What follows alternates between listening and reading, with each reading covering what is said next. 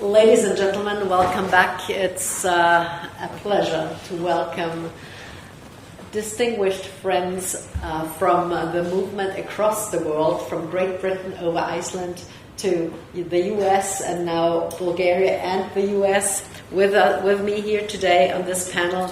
And we will have a conversation, or the gentlemen will have a conversation on the pretense of knowledge and state budget. And let me introduce from my right to your left, beginning with Dr. Eamonn Butler, who is the director of the Adam Smith Institute and who is also a Hayek Lifetime Achievement Awardee, and Dr. Butler, who is a graduate from St. Andrews, has been working on economics, philosophy, psychology over the past 30, 40, 50, 30 years. About 100. 100 already. Defending individual freedom and spreading the word. Also having been the Secretary General of the Montpellier Society and making sure that a whole bunch of young people are joining or have joined while Eamonn was in charge. And thank you for all the work you do and for the networking that you have generously provided us with. And talking about networking, another gentleman sitting to my right, Professor Hannes Gissurarson, is also one of these individuals who makes sure that the next generation is in line with the Austrian school thinking, with the classics. He has written several. I mean, he's one of the most, busy writers. He has published, how many books by now, Hannes? 20 books, numerous articles in journals and magazines, but always explaining why the school of thought that we all here defend is so important to the next generation. Hannes has been on the board of overseers of the Central Bank of Iceland, and especially at a very interesting time from 2001 until 2009. And he was one of those individuals who made sure that certain banks have not been bailed out, and has explained why one has to obviously swallow certain things, but then things went much better. And Hannes was also advising the Icelandic Ministry of Finance and has written numerous reports about that, and we can learn definitely from those. To my left I have Dan Mitchell with me, who is a public policy economist in Washington, D.C., has been also traveling, and all the gentlemen, by the way, have been traveling, thank you, with us with the Free Market Roadshow, not only across Europe, but also across the United States, and hosting respective events by them at their respective universities and at their locations. Dan is also a very productive writer, but also a frequent guest at talk shows. And he's been a senior fellow with Cato Institute. Before that, he was with Heritage Foundation, and he founded the Center for Freedom and Prosperity. And again, traveling across the world, spreading the word of freedom. And last but not least, Professor Alex Tokarev from Bulgaria, who grew up there under socialism or communism, actually. Left the country, went to the United States, is now a professor at Northwood University, one of the partners that we also have with the Free Market Roadshow. He has authored more than 300 publications in English and Bulgarian on classical liberal ideas. He edited the Bulgarian translation of Hoppes, Democracy, the God That Failed, and many other books. He has been with Northwood University, which is actually a very interesting school because they are very pro-market, free market in the Detroit area, car manufacturing, car industry, and maybe you tell us a little bit about the school because it's kind of interesting what is happening there.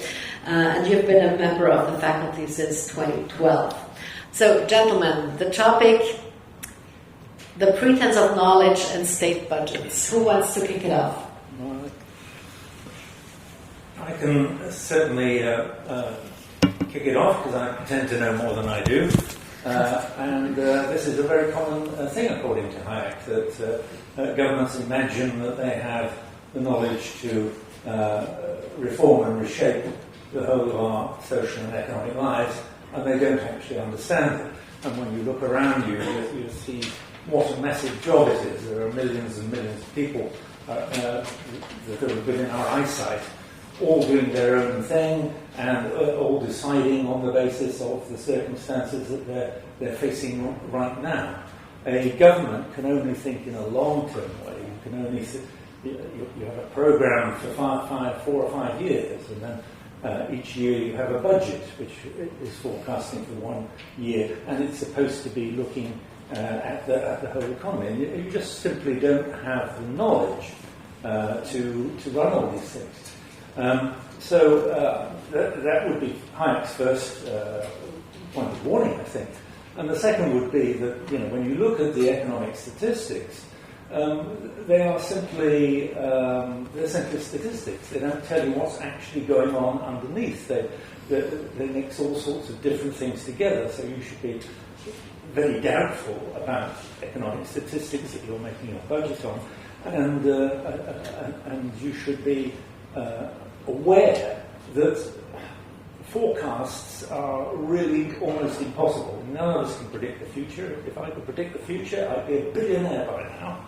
But we can't do it. So these, I think, are Hayek's main problems with state budgeting, and that you have to also realize that instead of trying to do things on a national or indeed international level, you should try to devolve decisions down as much as you can, because the people in the localities, particularly individuals, know more about what's happening in their own lives and areas than any politician in the state parliament could do.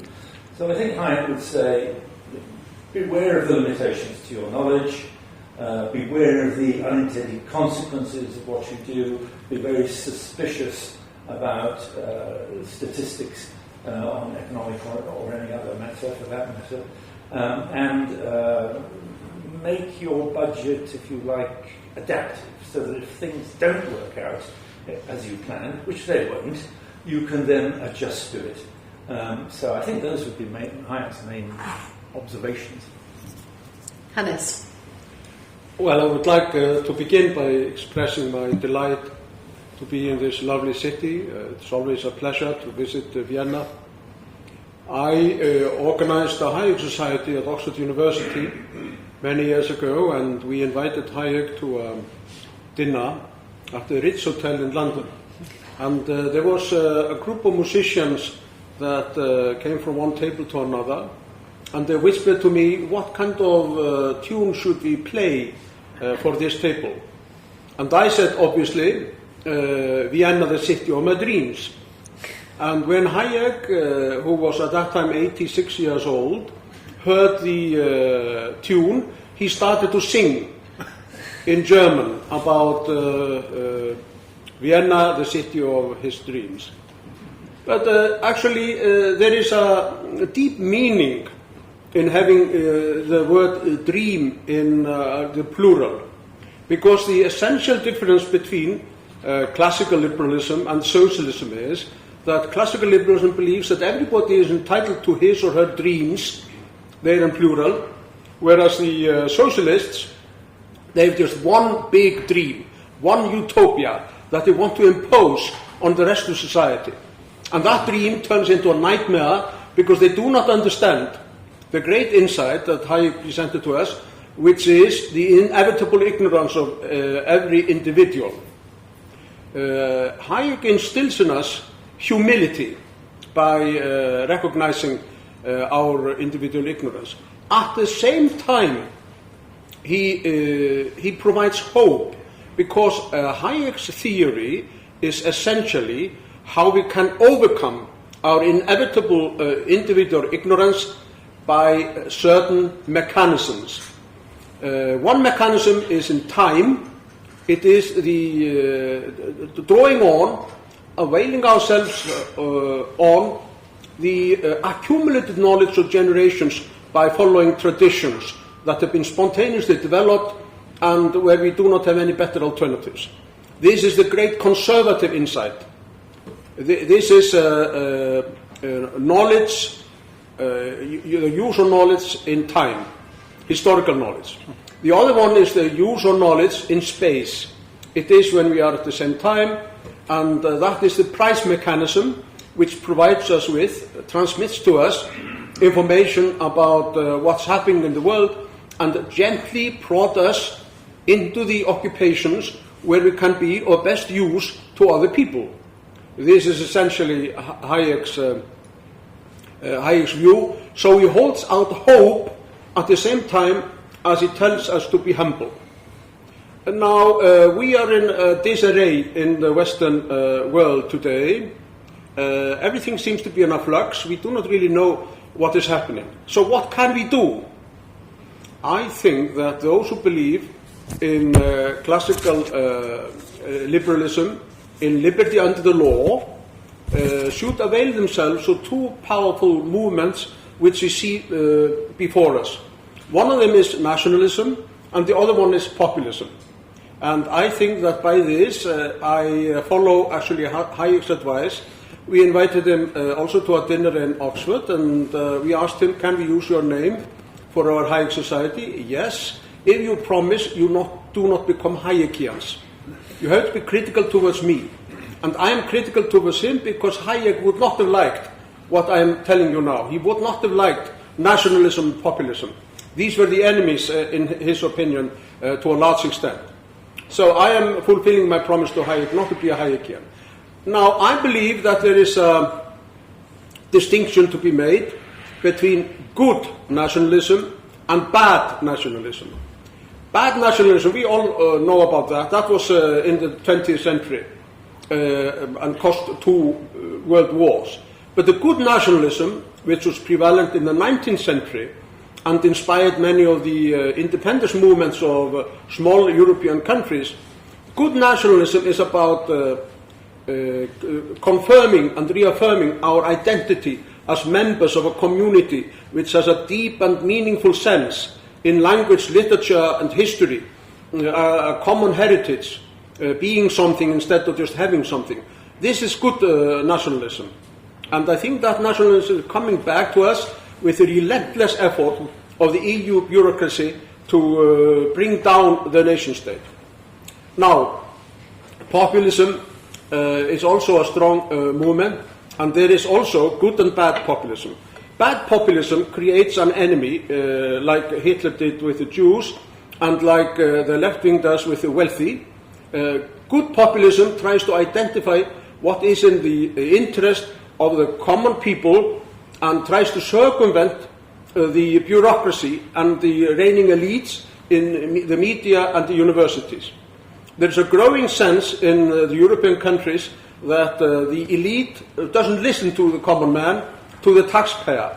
And what has to be done is to direct this sense into channels which are favorable to the free market. Well, thank you, Hannes. This was a tour de raison. Then, the U.S. perspective. What can you do? What can you take from Hannes's points and also from Eamonn's over to the U.S., especially in light of what is happening now? Well, what I want to start with is actually some facts about Austria. And by the way, almost every single Western country has serious fiscal problems because government is too big already, and demographic changes are going to make government even bigger in the future without reform. But I have a few factoids I'm going to read out to you. From the IMF, in Austria, government spending, I looked at the last pre-COVID year, 2019, government spending since 2019 in Austria has climbed from 49.1% of GDP to 56.2% of GDP. That's the 5th worst in the world among developed nations. There are some small Pacific Island states that actually have government spending more than 100% of GDP because they basically live on foreign aid. Nothing gets produced, but money gets spent there. By the way, during the same time, the tax burden increased from 49.6% of GDP to 52.1% of GDP. So taxes went up, but spending went up even faster. That is a very typical relationship among politicians. Now, if you look at it on a yearly basis, government spending has been rising by an average of 6.2% a year in Austria. That's about 2 percentage points faster than either inflation or nominal GDP. The OECD has some statistics about Austria. Third highest tax burden among member states, third highest spending burden, so you're consistent, not in a good way. You also have the third highest marginal tax rates on ordinary people. You have the 8th highest marginal tax rate among the wealthy. So Austria is in deep trouble. You have not done some of the pension reforms that you find in Sweden, Netherlands, Denmark, Switzerland. Even Greece now has personal retirement accounts. So with falling birth rates and longer lifespans, Austria, I think, is in deep trouble. But as I said, that is not unusual among industrialized countries. We had a big spender, Biden, who has now been replaced by a big spender, Trump. And of course, Trump is augmenting the damage of higher and bigger government with protectionism. So it's a very depressing time to be a free market person in the United States. So maybe instead of being a policy wonk in a think tank, I should go hide out in academia like my friend Alex. So I'll turn it over to you here.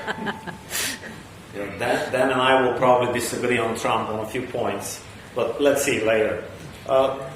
I'd like to start by thanking Barbara and Britt for running this phenomenal Free Market Roadshow for such a long time. And somehow, maybe that's not a pattern, it's only the second time I'm here in Vienna, but both times you pick the best views for your locations, for the events.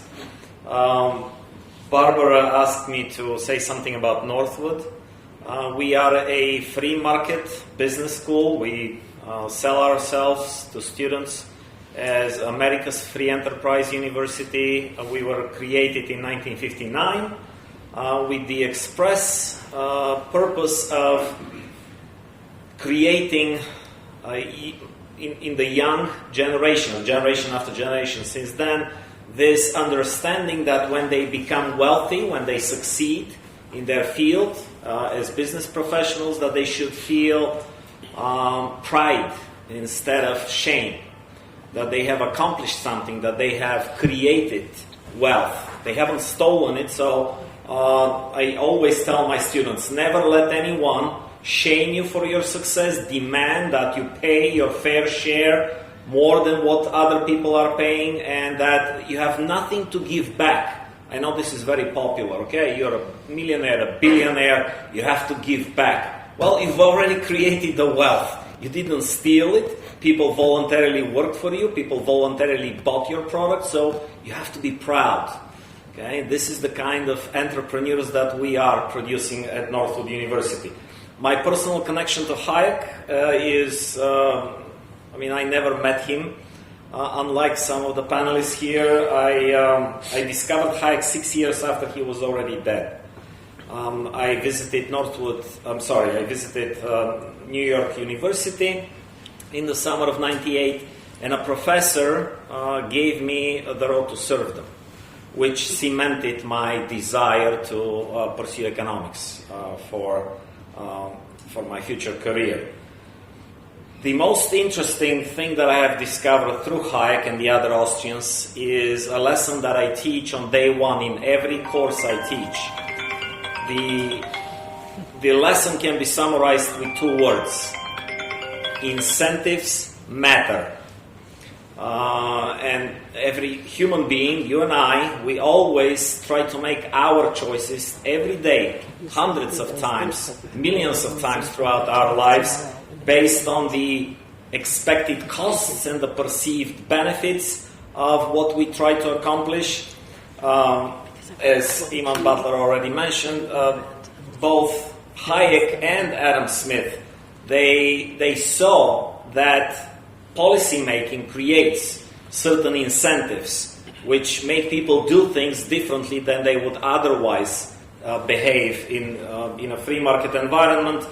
The people who make the policies, they imagine those people that they will affect with the policies to be like chess pieces, that you can move them in the desired direction, never thinking that, well, maybe these people will respond in a different way. There will be unintended consequences. Dan and I were talking this morning about sports, and I remembered something. At one point, in order to increase the number of goals scored in football, in soccer, in the Bulgarian league, they implemented a new rule. Okay? There will be no points if the game ends 0-0. What do you think happened? Who can guess what happened? Did we increase the number of goals scored? Yes, but how? Well, every team, when they host another one, they would negotiate. Okay, the team that comes to play at our stadium will let you in the first 5 minutes to score one goal, and then you will let us score another goal, and then we play the real game after that. So, incentives really do matter, and in public policy it always backfires in spectacular ways. What would you add to that, Eamonn? Because you already said. I was just going to say, there was some football game in South America where the rules were such that both sides were trying to score own goals, and the other side was trying to stop them. So, incentives do indeed matter. And I think this is part of the problem with state budgeting, which is that the tendency of state measures, taxation, subsidies, and so on, to distort incentives for enterprise and progress. These things are absolutely enormous, and I think that politicians underestimate the effects on these things. I mean, for example, in the UK, we're just in the same level as Austria is actually, in terms of our national debt and our high taxes and so on. But the government has said a few months ago, well, we haven't got any money, so we're going to have to put up taxes. And we'll put up the social security tax on employees, national insurance as we call it. And of course, the effect of that is that it becomes much more expensive for a business, particularly small businesses, to employ people. So when the new tax came in, they said to people, well, I'm sorry, I can't actually renew your contract. I can't afford this anymore. So you've got little firms that are closing down, indeed some big firms that are closing down, simply because they can't afford the taxes on jobs, on employment. And so it has a bizarre spectacle in the UK where the government is saying, yes, we're pro-growth, we want more growth and we're going to do everything for growth. And then the one thing that they have done is kill growth. So can you not see this? And no, they can't see. No, it's just because they're motivated by their political ideology, not by reality. How can you make it visible for them? Oh, well, no, it's down to think tanks like ours and yours just to keep on saying these things and to say them as loudly and as frequently as we can. And eventually the messages get through. Sometimes they do get through. They got through with Mrs. Thatcher, which was a very prosperous period for us. And then they get forgotten again. So you've got to keep on saying it. You've got to keep on doing this. We produced in the early 1980s a complete blueprint on how to run government. See, we thought, well, that's it. We don't need to say anything more. But 10 years later, you have to say it all again. Sorry. I want to point out a paradox that very few people seem to be talking about. And it is that at the same time as there is much less need for government, yes, because of better health, more prosperity, fewer people really being desperately poor, living in misery. At the same time as there is much less need for government grows. And this is a paradox. And it only shows us that there is a great scope for reducing government. Now, what can think tanks do? I think that one thing they can do is to tell us where the money goes, who is spending it, what happens to our money. I think this is extremely important for us. So we have a large role in making government waste, which is now invisible, make it visible, and make the bureaucrats accountable. So that would be our task. Finally, I want to say that we were in power in Iceland, the classical liberals perhaps, from 1991 to 2007, and we imposed a very ambitious and comprehensive program of tax cuts. They succeeded spectacularly. The Laffer curve was confirmed in one instance after another. I could give you some examples, but I'm not going to take time to do so. Well, thank you, Hannes. I mean, the Laffer curve eventually works. We all know that, Dan, don't we? Can you explain what the Laffer curve is and why it matters before you tell us a little bit about the DOGE program and if that really works and what needs to be done in order to have the optimal outcome in the US? The Laffer curve is a very simple principle. If the tax rate is 0, the government collects no money.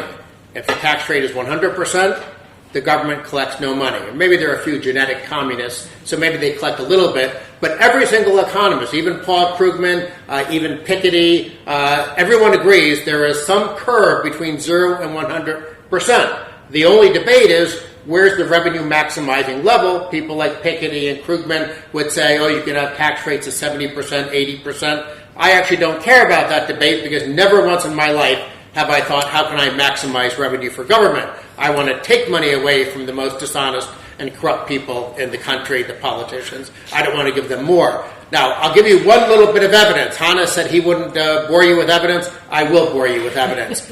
In the U.S., when Ronald Reagan was elected, our top personal income tax rate was 70%.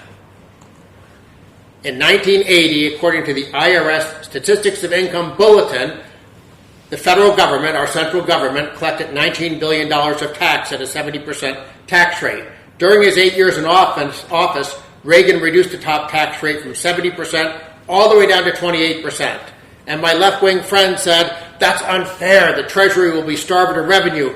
Rich people won't pay enough. Well, what actually happened? If you go to the 1988 Statistics of Income Bulletin from the IRS, these aren't my numbers, IRS numbers, what do you find?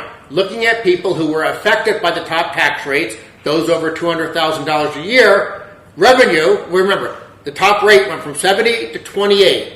Revenue used to be $19 billion in 1980. What was it in 1988 at a 28% tax rate? Did it go down to about $8.5 billion, proportionate to the reduction in the tax rate? Did it go down a little bit, maybe to $15 billion? Did it stay the same, $19 billion? No. Revenue from the rich in 1988 was $99.7 billion, more than 5 times higher. This wasn't just the Laffer curve, this was the Laffer curve on steroids. So, just like Thatcher showed the way to go in the United Kingdom, Reagan showed the way to go in the United States. Unfortunately, other than Bill Clinton, who was pretty good, every president since then has been very state-centric. I want to give, since I gave depressing numbers about spending in my initial statement, let me give the solution. It's in Switzerland, a neighboring country. I don't know the fastest way to get there from Vienna, but when you do go there, look up their what they call a debt brake, because there's actually a spending cap. And that was put in by voters in 2001, 84.7% landslide in favor of the spending cap. Ever since then, government spending in Switzerland has grown by only an average of 2.2% a year. During the same period, it grew by 4.9% in the United States. In Switzerland, debt has gone down. In the U.S., it's gone up, as it has in almost every European country. Switzerland's spending cap shows the way to go. We also have a spending cap in one state in the U.S., Colorado, and it tends to outperform other states. So the problem is spending, not red ink. Red ink, deficits, and debt are the symptom of the problem of government that's too big. To concur with the previous 3 panelists here, the battle of ideas will never end. So every generation, as you point out, will need to learn the lessons. Sadly, they usually learn them the hard way, when it's too late to prevent the hardships, when they experience it, and when they figure out what works and what doesn't for themselves. We were also talking about the wastefulness of government policies. Well, here is where we probably might disagree a bit with Dan. I applaud the initiative that Trump started with Doge. Elon Musk, he's not the most sociable person. He doesn't communicate very well the importance of discovering all that waste, but at least we have seen with our eyes the numbers, all the insane programs that they have been funding with my taxpayers' money. Well, also on the Laffer curve, we were at an event in Warsaw with Grover Norquist of the Americans for Tax Reform, and he was reminding me something that I have also been telling my students from time to time. Yes, and we were agreeing with him that how big do you want the government to be? Well, you want the government to be so small that if it tries to become tyrannical, you can grab it by the throat, drag it to the bathroom, and drown it. That's how big the government should be. And, well, Trump failed, especially in 2020, to reverse the trend of expanding government intervention in our lives. Government spending exploded, but at least what he managed to do in the beginning of his first term is the tax cuts.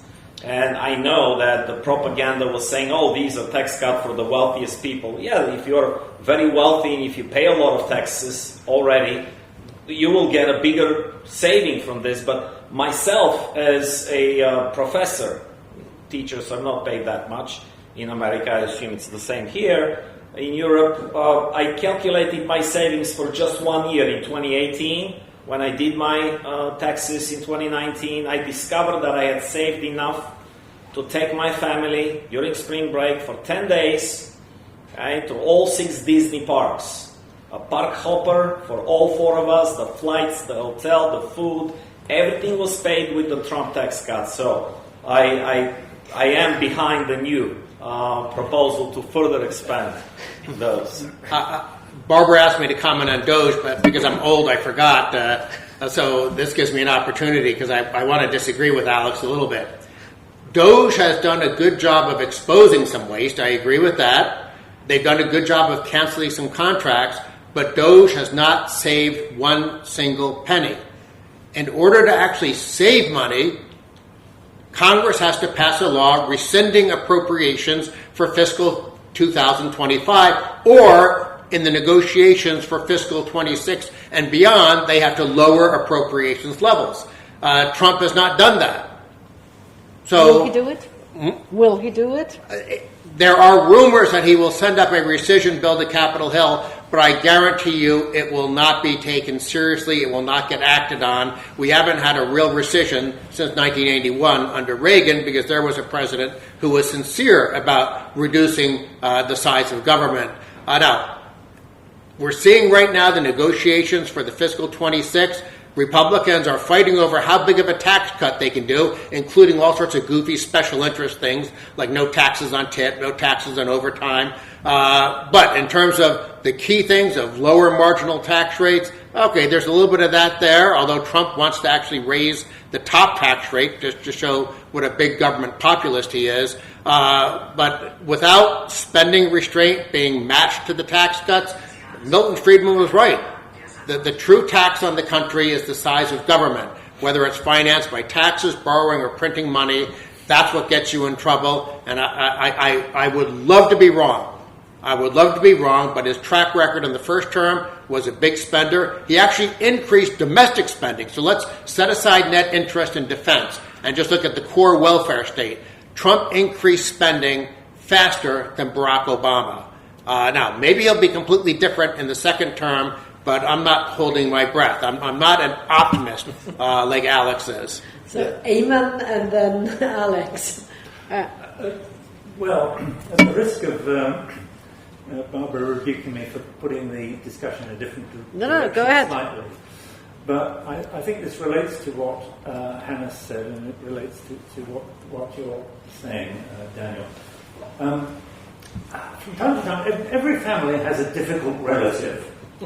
And at some point, they have to have a discussion and say, what do we do about Aunt Gladys? You know, she's a difficult relative. We've got to do something. And over the years, I've been thinking, what do we do about democracy?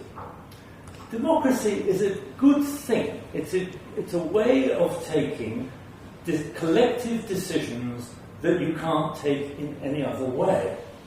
The difficulty is that we tell ourselves that democracy is wonderful, and then we expand it into things which it has no right to be responsible for. And Hayek, of course, did warn about this. And so what happens is that democracy elides into a sort of populism, and that's why we have populism in the UK and why you have Trump in America and so on.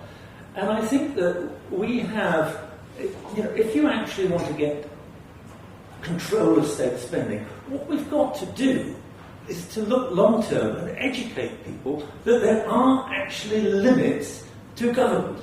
There are limits to democracy. There are limits to the number of and volume of decisions that we should be taking collectively. The size of my Coca-Cola can is no business of the government. And yet Neither it is true. to do all of that. Yes, all these little silly caps that come on. And, what's it got to do with you? It's not a collective decision. If I want to have a cap that comes off, why can't I get one? I think we've got a real educational job there. Democracy is two wolves and a sheep voting what to have for lunch. Exactly.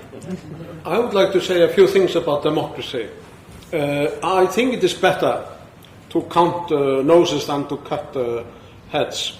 That's really the rationale bit behind democracy. Many people, I notice, for example, my colleagues at the University of Iceland, they are in the grips of a wrong theory of democracy, a false theory, which is more or less that it is the expression of the general will. It's a Russian theory of democracy. I believe rather in the theory of two Austrians, Schumpeter and Popper, which is that democracy is an opportunity regularly to depose the rulers if we are unsatisfied with them, which does create a great constraint on the rulers. Now, this is about democracy. Then I wanted to say a few words, Hayekian words, about distribution income. Many people do not seem to understand that the distribution income transmits to us extremely valuable information about how our capacities are being employed. Are they wrongly or rightly employed? So we have to look upon income distribution as a means of communication and transmission of knowledge. So if some people are wealthy, it means that they're doing something right. If people lose money and become bankrupt, they are doing something wrong. And if we start to disrupt this mechanism, the outcome of free choice in the free market, which leads to uneven income distribution, that's quite true, then we are disrupting and perhaps destroying information which would enable us to satisfy the needs of people in the most effective way. What? Alex? I wanted to add something on Doge. Now, this is not even a government department. You all know that. It's a bunch of teenagers that are hired by Elon Musk. They don't get paid from my tax money at all. To discover the waste and the corruption. And of course, the power of the purse, how much spending in the United States, according to the Constitution, is in the hands of the Congress, the House and the Senate. So Doge can't do anything to lower spending. Dan is absolutely right.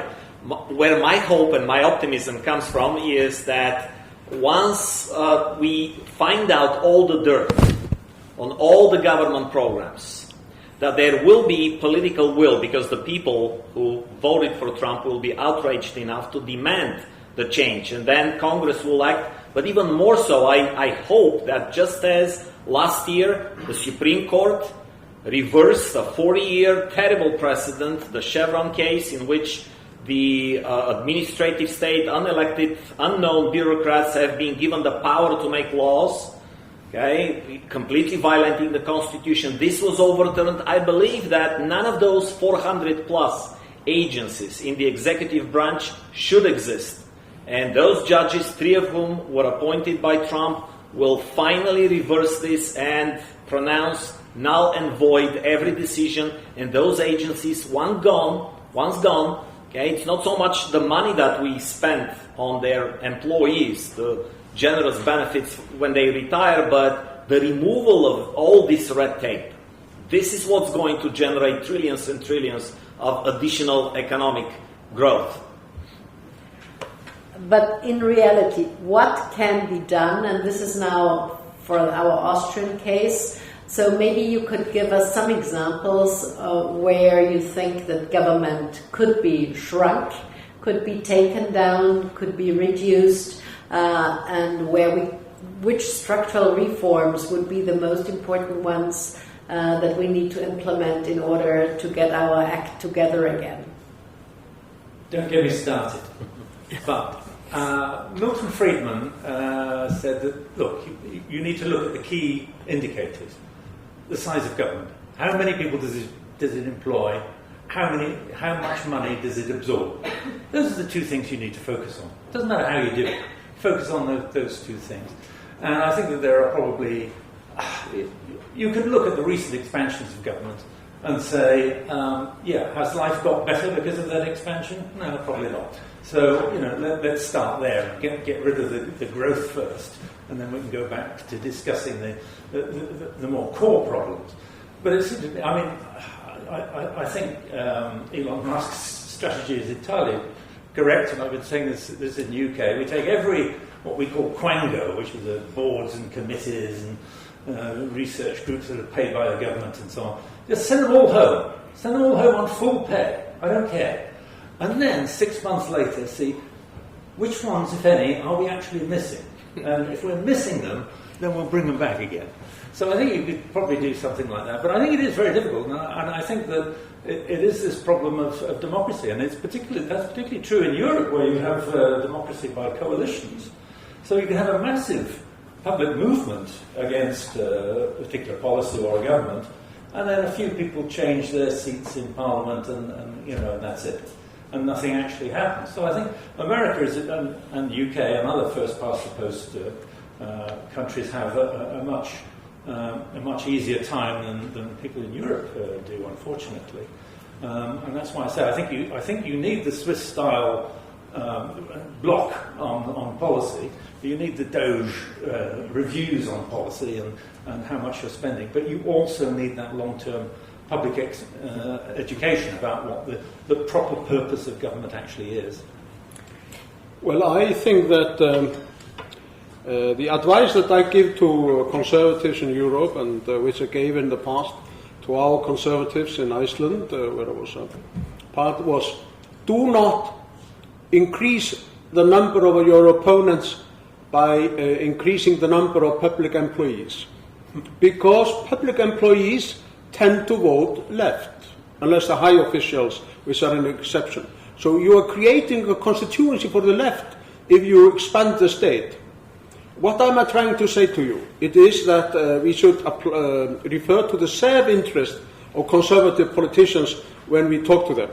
It is in their self-interest to reduce the number of public employees and to increase the number of people who are employed in the private sector, because they tend to vote for conservative parties. Another advice that I'm now giving to the conservative parties of Europe is include the populists and try to direct them into reasonable channels instead of excluding them. We see now in Europe that the political system is trying to exclude people like the Swedish Democrats, like the Alternative für Deutschland, like Le Pen's party, and like the Reform Party in Great Britain, that are only expressing a widespread sentiment of the population that we should not have our countries being taken over by alien cultures that despise women, hard work, and come basically jumping from the Middle Ages to our countries. This is a healthy sentiment. We do not want also people to be employed because of their race or gender. We want people to be employed because of their merits We do not want men to destroy women's sport. We do not want wokeism to belittle our national heritage, of which we are proud.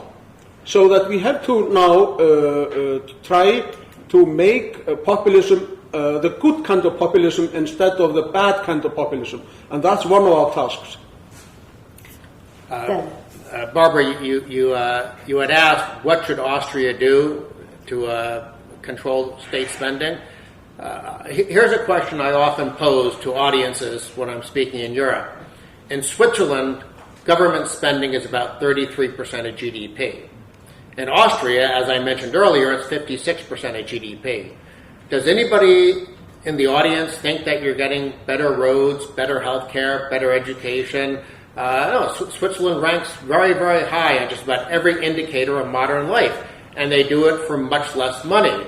Now, maybe some of that is related to the fact that they have a decentralized system. I think that's one of the best features of Switzerland. But somehow, by forcing Swiss politicians to live within the constraints of a spending cap, I think makes them much better stewards of taxpayer money.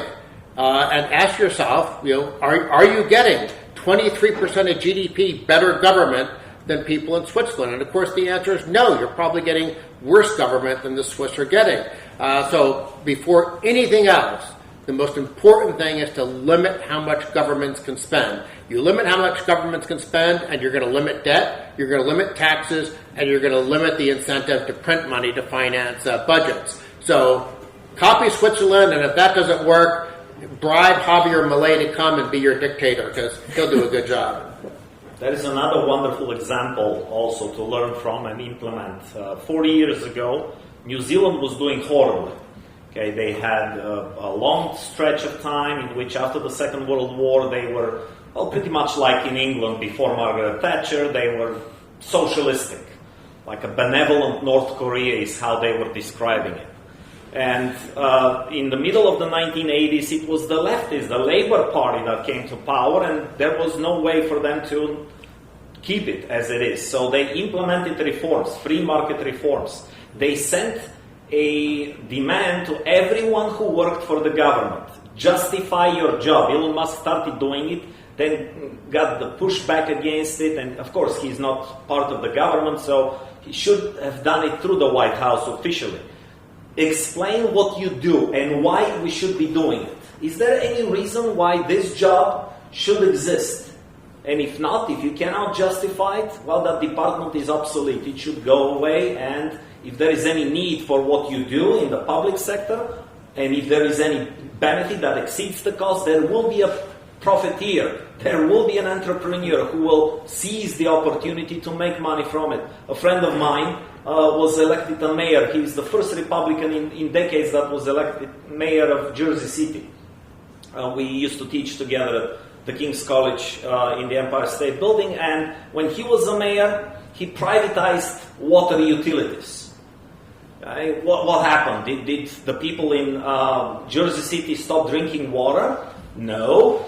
Okay, the private company who got the contract, they managed to lower the cost and improve the quality. And John Stossel, my daughter works for him, was interviewing those people that worked and asked them, did you work for the government before? Yes. And now you're employed by the private company? Yes. Or if there is a need, there will be a provider. So how come now you provide at a lower cost a better quality? Do you work harder? And the guy said, yes. So were you goofing off on the job before that? Yes. Okay. Well, that's just incentives again. People respond to incentives. You cannot remove this part of human nature. Okay. If you work for the government, if you work on a fixed income, you can just take your time, enjoy life, and give the people crappy service at a very high cost. One small correction. Elon Musk and his team of teenagers were government employees under some special short-term contract, and that was necessary in order to force some of these bureaucracies to divulge information about how they were wasting money. I just wanted to return to the question how we can make reform and liberalization and stabilization possible. And I am personally not at all against Trump. I think that some of the things that he and Elon Musk have been doing are quite good. I am a bit worried that where he's wrong will reflect badly upon us in the areas where he is right. I think he's wrong on tariffs and wrong on Russia, but he's quite right about the corruption and the overgrowth of the state. And Elon Musk has actually proposed that we should create a large free trade area between North America and Europe, and I think that's an excellent idea. Barbara Kolm came with the same idea in Iceland when she was there, and she was asked about Trump's tariffs, and she said, why don't we just abolish tariffs and then we'll see how he will respond, because then we have taken the spirit out of the thing. And this is what my old master, Milton Friedman, taught me. It was that tariffs are worst for those who impose them, because you are really raising the price of the goods that you are buying.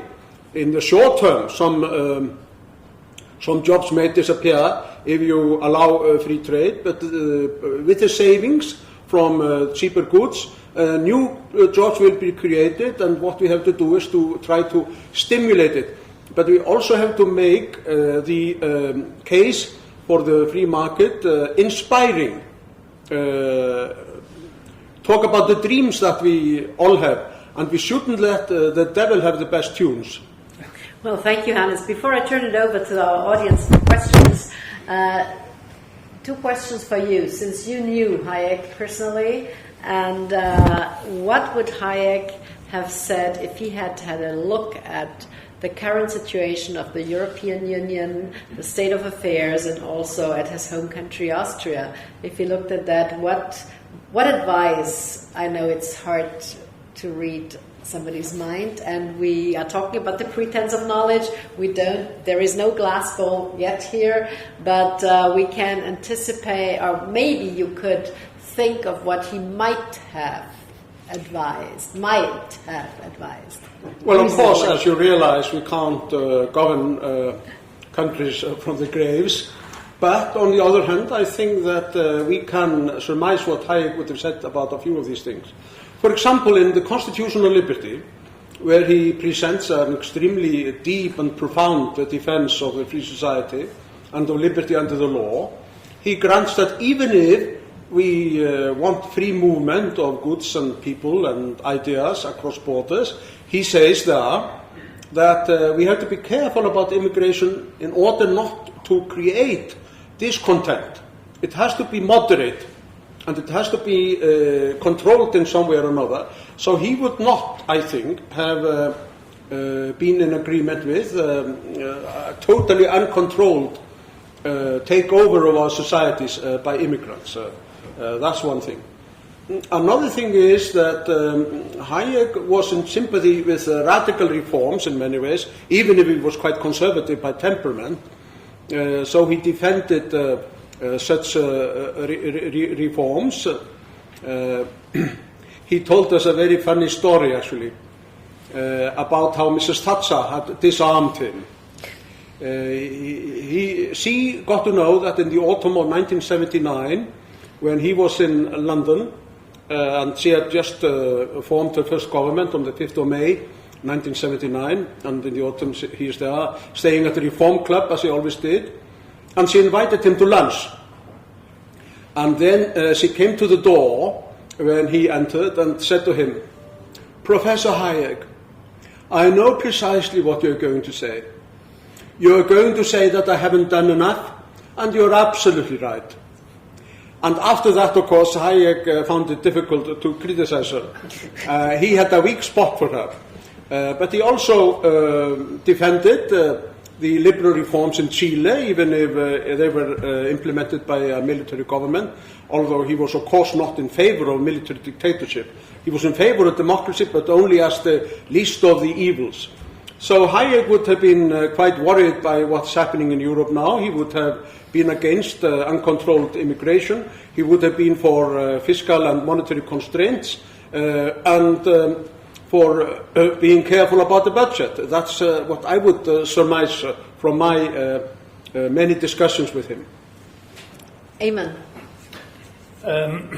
Yes, well, I knew Hayek only a little, but I'm writing a book at the moment on Hayek's Law, Legislation and Liberty.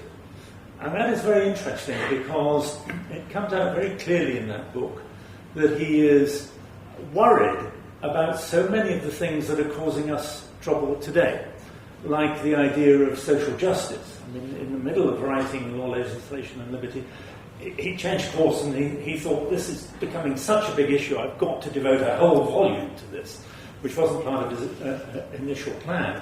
I think that he would be very disappointed at the continued expansion of government, not just in terms of its size, but in the parts of our lives that it seeks to control, and the fact that governments don't understand the spontaneous order of society and the economy. These are things that come out in that book. In which trilogy? In which of the trilogy? Throughout, but particularly in the second and the third. And it comes out very, very, very strongly that he's so concerned about these, particularly those two issues, the disruption of the spontaneous social order and the market, and the fetish with social justice.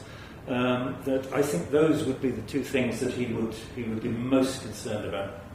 I would like to add that in the first volume of Law, Legislation and Liberty, Hayek points out that law is not only statutory law, legislated law. Yeah. Law is also the common heritage of society, and it can be spontaneously developed. He says there in the first volume that this is what had been maintained by the Anglo-Saxon heritage. But since you have brought up a book you are writing, I would like to mention that I am also writing a book, and it is about the Nordic countries having developed the same spontaneous developed law as the Anglo-Saxons. I think that there is, and it was actually described by the German chronicler Tacitus 2,000 years ago, there is a Germanic, and of course Austria is a part of this Germanic heritage. There is a Germanic tradition of the people's assemblies and of government by consent and the right to rebellion that then were systematized by John Locke, but they are old German insights or views or practices that were only becoming theories much later. So I would say, if you are writing a book about law, legislation and liberty, that you might add that the Anglo-Saxons are not the only ones that have developed this kind of law. The Nordic countries or the Nordic nations have done so as well. Yeah, you were referring to the Ting, the Sting? Yeah, yes, the people's assemblies. Yes. Things. Altes deutsches Recht, Dan. I never met Hayek, but I did meet Jim Buchanan, took classes from him at George Mason University, and I think one of his insights, and I think he was fair to say he was a Hayekian, was the whole public choice school. And I don't actually think politicians have the pretense of knowledge. I don't think they care about knowledge. They care simply about buying votes with other people's money, and that will herald the downfall of our societies. Not to be overly optimistic or anything. And I'm willing to bet my social security, which means almost nothing, that he would advise that we read The Road to Serfdom, and particularly the chapter Why the Worst Get on Top.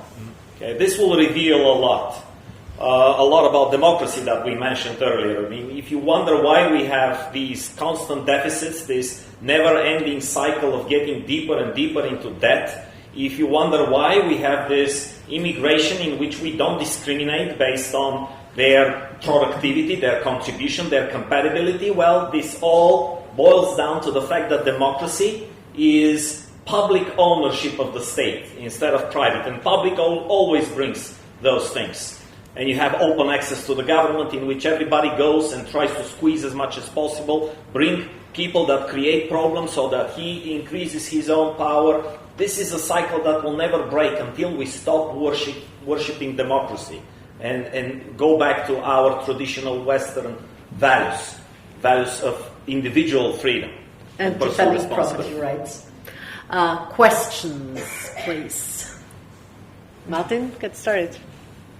I don't think I need a mic. Niemals für alle Fälle. Bitte, Stefan, machen Sie das mit dem Mikrofon, danke. For the recording. Yeah. Thank you. Very interesting discussion. Let me ask something regarding democracy, because you said it's better to count votes than to cut heads. I agree, definitely. Still, I think when it comes to incentives, maybe the fear of losing your head if you are a bad politician is a better incentive than just being voted out of office. So what's your opinion on that? Well, Karl Popper, he of course said that the best thing about democracy was to get rid of the rulers without bloodshed. And I tend to agree with him.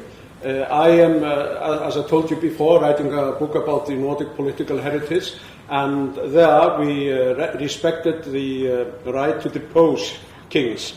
And often they were deposed just like that, but in other cases they were deposed by killing them, and I am not at all in favor of that. But you're absolutely right that what we need is some accountability. And democracy to some extent gives that accountability. But that brings us to one of the problems that we face today, and it is the EU. Because the European Commission and the European Court of Justice are both non-transparent and totally unaccountable. The European Parliament doesn't even have legislative power. It is in the hands of the European Commission.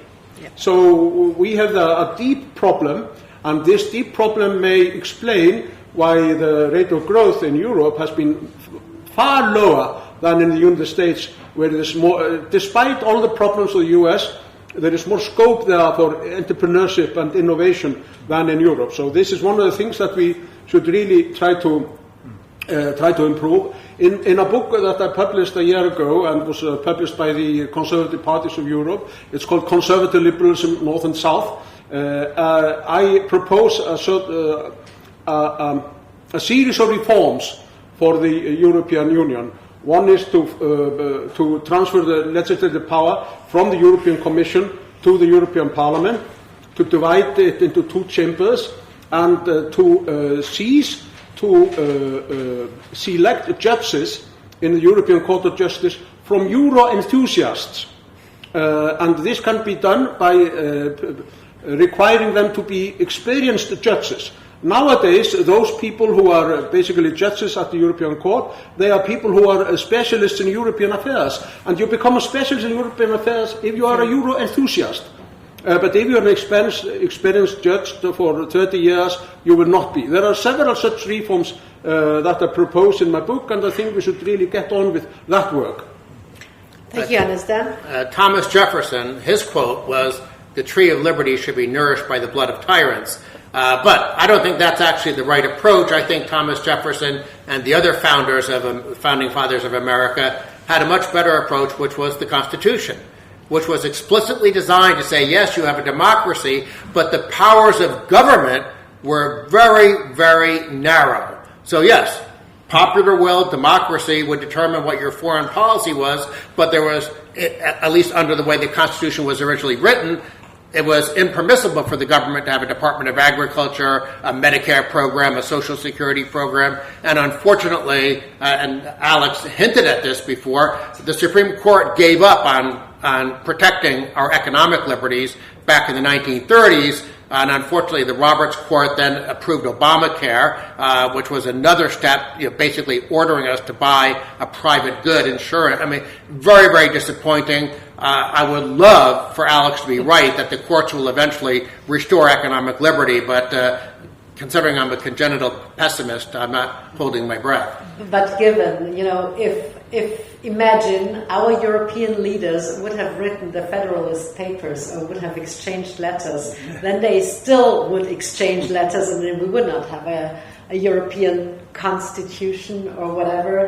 And I think this would probably be much better if they had come back to exchanging letters and looking at the real form of government that we would need. In the States, it would be really, really simple. Not easy, but very simple. All it takes is for those 9 people on the Supreme Court to read the Constitution and to stop abusing the Commerce Clause. Because the Commerce Clause simply says states should not impose restrictions on the exchange of goods across state borders. There is no permission in the Constitution. If it's not permitted, it is forbidden. That's the understanding of the American legal system for the individual. If there is no law against what I want to do, I can do it. If there is no permission for the government to do it, they should not be doing. They have no business doing almost 99% of what they've been doing. So just read 9 people with law degrees. They should be able to read the Constitution and find in that Commerce Clause the real meaning of regulate commerce, free trade, nothing more than that. Other questions? I have a question according to our budget and to the budget of small countries.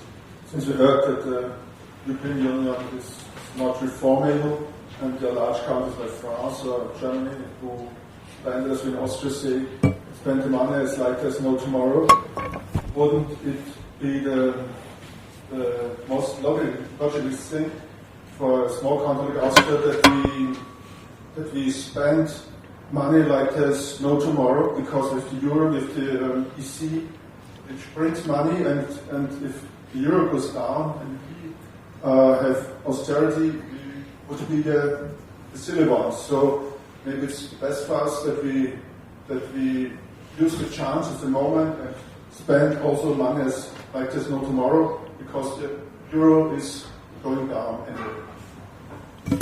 You have probably read Mr. Gundinger's article on that, on Target 2, etc. Of course, this would be an option, but responsibility is still there, and I think we should be frugal. And again, what is the task of government? I think this should be in our core.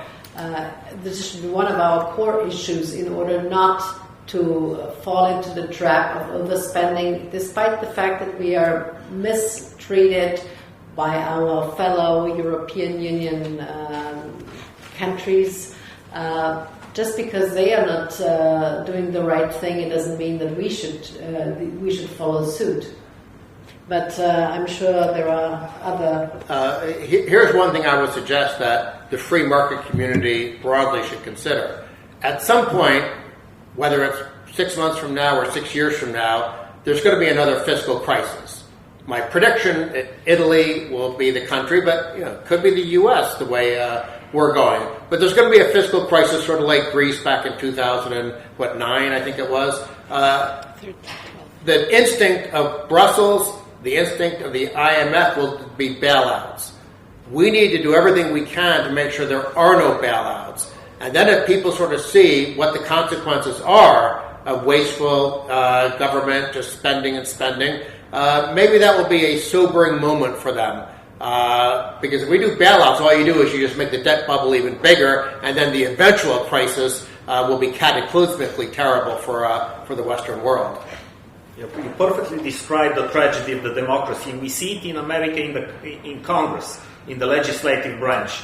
Well, fiscally completely irresponsible. Why? You have 435 people sitting like we sit here today, and each one is trying to grab as much as possible from the taxpayer, from the future generations, through inflation, whatever the method. They don't care. As long as they can bring the bacon home, okay, that gravy train, if they make a stop in their district, in their state, well, they get re-elected. And that's what a politician cares about, getting the votes. If you don't get the votes, well, you're no longer a politician, you're something else. So you need the votes. How do you get the votes? Well, everybody, when we make the collective decisions through democracy, everybody wants to get something for nothing. Okay? Instead of paying for this, I don't know, a rainforest in Iowa somewhere where the winter is 6 months long. Well, if other taxpayers can be plundered in order to pay for this project, why not? in my people will love me. And everybody behaving like this makes everybody worse off. Everybody impoverished as a result of this individual incentive to act in a way that benefits your constituents but makes the country worse off. Next question. Sorry. As you said, all politics is local. And asking and looking at the United States, there are 50 states. Is there any member with a smarter, better performance local government than maybe the central government? Or compare, for example, Wisconsin with Nevada or whatever? Well, I work right on this all the time. Governor Reynolds of Iowa, just finishing up her second term, has done great things. Moved to a low-rate flat tax, moved to school choice. Governor Ducey of Arizona, who I guess finished up his second term a couple of years ago. He's now in the private sector. He did a great job, also flat tax and school choice. Texas and Florida, especially Florida, have a historical record of good governance. In Florida, government spending per capita is less than half of what it is in New York State. So the great thing about federalism and decentralization, and of course Switzerland is the role model on this, is that you learn very quickly what works and what doesn't work, and jobs and people are flowing to the low-tax states, where there's more opportunity. And one thing I would definitely recommend to Europeans, do not let there be more centralization and harmonization out of Brussels. That's a terrible trend that we're seeing. You know, the Europe of the Treaty of Rome, of a free trade area, is now like just a distant memory. It's now all about bureaucratization, harmonization, centralization. Great principles like that were behind the founding of Europe are now replaced by dirigista and statism. I completely agree. One of our former students from Northwood University, Jonathan Williams, he works at the American Legislative Exchange Council, second in command after Art Laffer, who was the economic advisor of Ronald Reagan. And every year they publish this thing called Rich States, Poor States, and they try to figure out which way people are moving. As Friedman said, when people can't vote to change, I mean, you only have one vote, how much that one vote counts if there are millions to be cast. And so when people can't change it by voting, they vote with their feet. And people are leaving California to go to Texas. People are leaving New York to go to Florida. Why? Well, no income taxes. These are right-to-work states, which means that if you want to practice an occupation, you don't have to pay the labor union to represent you, even if that labor union pays for all kinds of weird woke politicians and policies. So, yes, try to keep your national sovereignty as much as possible. Resist the temptation from the top, from Brussels and all the other centers of power in the European Union to impose their will on the Austrian people. And within Austria, locally, you have several provinces that should be self-governing. I think that you raised a very important point, which is the competition for people. Ayn Rand wrote an intriguing novel, Atlas Shrugged, which posed a question that nobody else had posed in a novel, I believe, before. What will happen to a society if all the hardest worker, the most gifted people, decide that they are not going to have their income expropriated and they leave? Somehow they leave. Well, we have had this random experiment many times. Ferdinand and Isabella expelled the Jews from Spain. The Jews were a very hardworking, very creative community. You had in Algeria in 1962, the French-speaking people, almost 1 million of them, they had to leave for France. Algeria had been quite a thriving community before, and now it is a basket case, unfortunately. And you have the same in Zimbabwe, where the people who were most creative have been driven away, and Zimbabwe is now also an extremely poor country. And you have many other such examples. But what we have to do in Europe is, in my opinion, to revive the nation state and to revive also the competition between the nation states about where it is best to live. One of the Roman poets said, my fatherland is where it is good to live. And we have to make our country lovely if we are going to love it, to quote Edmund Burke. Thank you. Next question. Yes. And then the last over there, the gentleman in the back. Yes, Friedrich Hayek, what you might think about Elon Musk, but I will say what I'm getting at. I was unfortunately never met Friedrich Hayek, but I was at the University of Chicago with Gary Becker and Human Capital. So my question is, obviously Elon Musk has a set of skills which are very good for getting rockets into space. Maybe he would be a great Hollywood movie director, possibly. But to run a state bureaucracy is a completely different set of skills. It doesn't make any sense to, or do you think it's possible that he might actually succeed with his skills there, making a big mess in the beginning and then splitting? But is that possible at all, that he could succeed? I really doubt it. I think he is a pioneer. He is pointing out towards problems, but he is not going to solve them. And we have to make a distinction that Hayek made between, and Michael Oakeshott as well, between a civil association, which is really a spontaneous order, and an enterprise association, which is about a certain goal. The state is, in most aspects, an enterprise association, which provides us with public goods.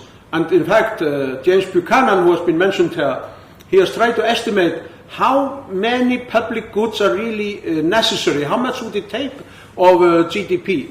And his conclusion was not more than 15%. If we would just talk about those public goods that are pure public goods and not the redistribution, like law and order. So, people who believe that you can run America like an enterprise association, like a company, they are wrong about it. It is a civil association composed of many elements, and what we have to do is to enable mutual adjustment of these elements, coordination of them, and that we can do through two things, like I said in my beginning remarks, tradition and price. Alex, one short. And the reason you can't run the government politics like business in the marketplace is that there are no prices, as Hayek explained in The Use of Knowledge in Society. The reason why markets work in government sucks is because in the marketplace we have a mechanism which works without anybody being in charge, without anybody needing to know all the information relevant to their choices. Just look at the price and make your best self-interested choices. In the government sector, in politics, it's coercion. The government is force, okay? And no taxpayer voluntarily gets the choice whether to pay for something or not. So we don't know what the government services are really worth. There is no market, right? And that's why it's impossible to run it like a business on a sound cost-benefit analysis. In the absence of market prices, it becomes just as useless type of exercise as pricing stuff in a socialist country where I grew up. So Elon Musk, there will be no way that he can figure out a way with... My hope, I think I expressed it a bit earlier, you need a disruptor. That's why I want Trump, that's why 3 times I voted for him, that's why I enjoyed when he announced Elon Musk in charge of Doge. You can lose your freedom piece by piece, incrementally, one rule at a time, one tax at a time. You cannot gain it back the same incremental way. You have to destroy the whole thing. I've been telling my students, the IRS code needs to be burned down to the ground. You put all these millions of words, we started with a few pages 100 plus years ago, and now you have to just burn it to the ground and start from scratch with something very simple, like a tax on consumption instead of on productive activities. We won't solve that today. Over about 48 years of running a think tank, we've had lots of business people, business leaders, coming through the door and telling us, what we need to do is this, and this. And we say, that's exactly what we need to do, but it's not going to happen because when a business leader gives an order to their organization, people respond, things happen. When you give a point of view in politics, that's the beginning of a discussion. And that is what business people, I think, don't understand. And I've seen so many business people who've gone into politics, and it's a different culture, and they say something which doesn't mesh with the culture, and then they're out. So I'm not optimistic about any business person running the machinery of government. Last question. In light, we would like to shed light on the upcoming challenges in long-term perspective. So to be concise, I've prepared my question. In light of current technological developments, what is your stance if the state was to implement AI-based or big data-based tools to govern or even impose full control of society under pretense of countering the issues arising out of the problem of the pretense of knowledge?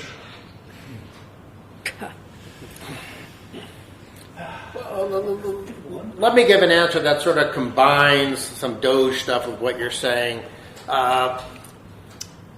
If you had an Elon Musk person in charge of the federal government's budgeting, they would no doubt do computer programs that would detect fraud. And programs like Medicare and Medicaid are government health care programs for old people and poor people.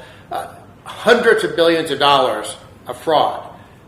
Any semi-competent private company would have some sort of controls to ferret that out, and I'm sure AI could easily figure out, okay, wait, here you have a supposed doctor's office, seeing 350 patients a day. They're obviously not doing that. So there's fraud all over the place, but nobody has an incentive to find it. A smart person doesn't even need to have AI, would probably figure out how to do it, but the incentives just aren't there. Which is why I've advocated, specifically in the case of Medicaid, do what we did under Bill Clinton with welfare reform. Kick it back down to the state level, cap the federal government's obligations, and then let them compete and figure out what's the best way to help poor people. Well, it turns out you help them by getting them in the labor market, not making them dependent on government. But people in Washington very rarely have those incentives. We got good stuff under Reagan, some good stuff under Clinton, but for the rest of my life in Washington, it's just been a depressing loss of liberty and freedom. Eamonn? Okay, let me bring it back to Hayek. The first computer I ever saw was roughly the size of this room. And in those days, the engineers who worked on it had a motto, which is garbage in, garbage out. If you give bad information into the computer, it's going to yield results which are just lunacy. And that is still true today. And no matter how good your computing capabilities are, no matter how wonderful your artificial intelligence is, you cannot put into that system, which is simply a processing system, you cannot put into it all of the information that is going around and happening from moment to moment in every building that we can see around us. You just cannot do it. You cannot collect the information. And that is Hayek's key point about the pretense of knowledge. We don't have the information. So there's no way that we can manipulate it and decide the policy of a nation on the basis of it. Well, these were great words to close this second panel. Thank you very much, gentlemen. Again... Excuse me, Barbara. Ladies and gentlemen, I have to apologize. There have been a mishap with one of our invitations. So there will be people coming in now, expecting that the event starts now. We've found a solution. We'll have a short break, and I may ask our dear speakers to stay a bit longer and to have another panel. On everything. Okay, well, that's a spontaneous order solution. I hope we can do that. And, well, then in that case, but I still will hand over the glass globes, and then you finally get your trophy to bring back home to the US. Thanks a lot for coming.